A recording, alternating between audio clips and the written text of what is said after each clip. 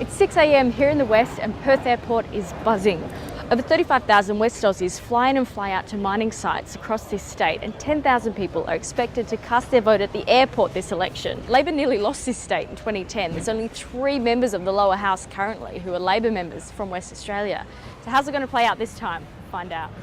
Has the mining tax affected how people are going to vote here in WA? Yeah, definitely. Yeah, definitely. I reckon heaps of people will vote Liberal in WA. I don't think Labor will really get a look in. Oh, well, people are just unsure. You know, there's less work because of it. Because it actually hasn't been that much of a success for the government. It was meant to bring in 22 billion and it's only brought in 120. Yeah, well, that's dead right, yeah. So I think they need to get rid of it and start again, yeah. Tony Abbott has said that no government has ever treated West Australia with such hostility. What do you think of Labor's performance towards WA? I think they take WA for granted. They think they're the rich country and they seem to live off us a little bit. What are the most important issues for you this election? Probably the mining tax, carbon tax. Kevin Rudd has said that the China resources boom is over. He's stated this definitively. Do you think he's correct? Go look at their birth rates. You think it's over? It's where I'm working, there's the 30-year seam, there, of all in all. So still a lot of iron ore to be mined out, So what have they done with all these billions then? Where's it gone? I don't know. Yeah, over east or wherever. And who do you blame, the state or the federal government? Probably the federal government. Do you think that we've taken full advantage of this boom? Do you think No, absolutely not. The streets should be paved with gold. I see homeless people. I see poor infrastructure. And I don't see where the return on investment. Certainly the company I work for, they pay, obviously we all pay tax. There's the royalties as well involved. Where's it gone? It's gone. It's either been used to pay down existing debts or it's been squandered in essentially what I call white elephant programs, some of the things I've seen around Perth. So Greg, you describe yourself as a cashed up bogan. Somebody who's got access to ready money by working hard and looked down on by the hoi polloi, those that really are sophisticated and know what they're doing. We all like a certain lifestyle, and mining, the money we get as FIFO workers, provides for that lifestyle. There is also a big feeling here that West Australia doesn't count. And secondly, they're not really interested in politics. We are different, we've had to be, because we're so isolated from everywhere else. I think it's a lot to do psychologically with the boom and bust. We've always been boom and bust. So you work hard, you squirrel away, you buy the assets, and then the mining all stops. Well, it seems here a lot of their complaints are state government issues, but they're blaming the feds. Yes, they do. They might actually put in a government thinking that all the state issues are the federal government's responsibility.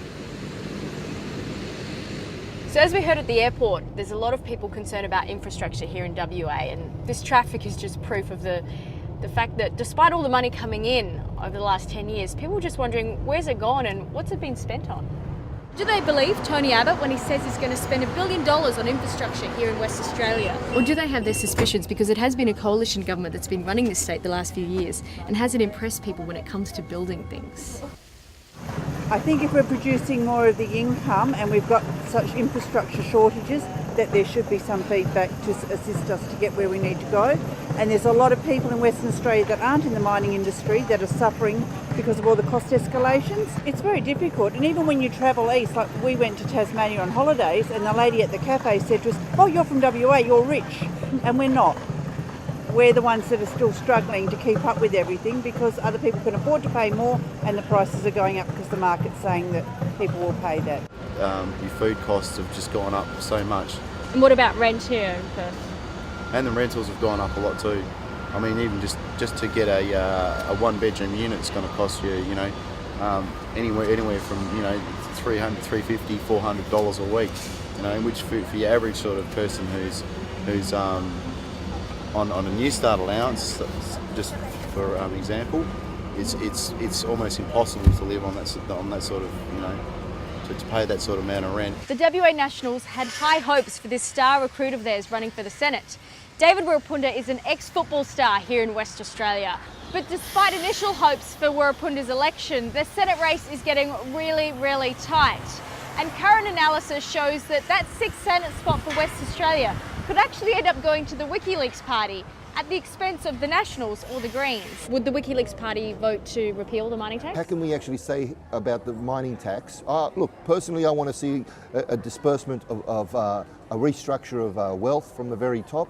I know what goes on. I've seen the corruption in all its layers. So that's the party's position? The party's position is this, that we need to have the public record constructed and consider and examine each piece of legislation standalone on its merits.